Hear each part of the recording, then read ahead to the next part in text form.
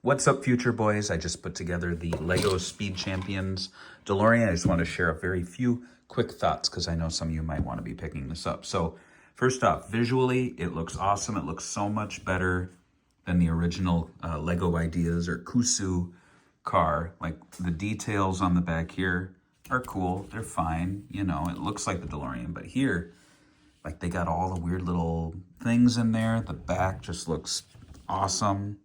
Like everything just looks so good.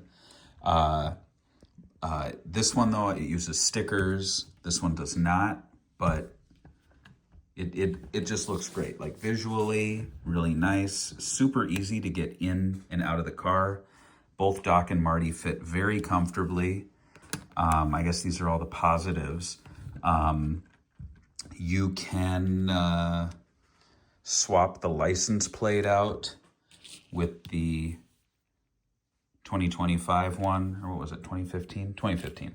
And you can do that same thing with this one. However, it's easier to do it on this one than on this one because the license plate's like a little recessed. So you gotta like kind of dig in there or take some pieces out, I guess.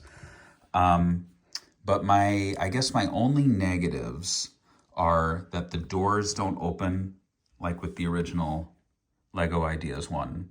But the trade-off is it just looks really sleek. There's actual glass, well, plastic, and it's super easy to get the characters in and out. So, I mean, that's a fair trade-off. I would say my only big complaint is that, like, with this one, like, look at this. You just go, bloop, and then you got hover mode for all 4 tires. I think that's super cool. For this one, you actually have to remove the tires. Oh my God, I don't even know. All right, you have to remove the tires. You have to pluck this out. You got to put this piece in, and then you have to put this piece in, and then you put the whole thing here, and it looks nice, but it's like, you got to pull this out, and then taking these in and out, I had to use my teeth. Like it's not intuitive. It's almost like you have to decide which version you want. It almost makes me want to buy a second one of these and just like have one in perpetual hover mode. But the Mr. Fusion looks very nice. And I will say a positive for the original one is that it had 3 versions that you could do. You could do the original movie. You could do the sequel where you change out the tires, I believe. Maybe the tires remain the same. And you put the Mr. Fusion there, which I have in a baggie. And then you can do the Back to the Future 3 for the Wild West, which is this whole like pile of nonsense that sits on the front. And I guess you could technically do it there, and then look, you have Back to the Future 3. I guess you could just pop this little bit off. Maybe it would just stay right there. You can kind of do it.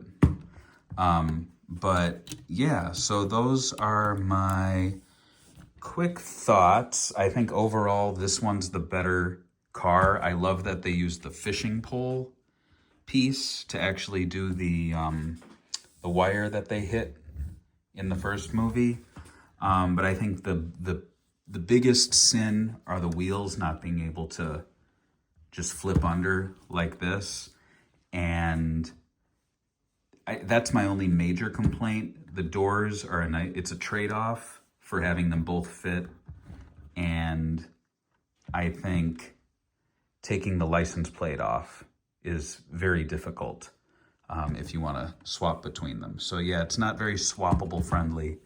But yeah, pick this up if you can find it. It's super cool. All right, bye.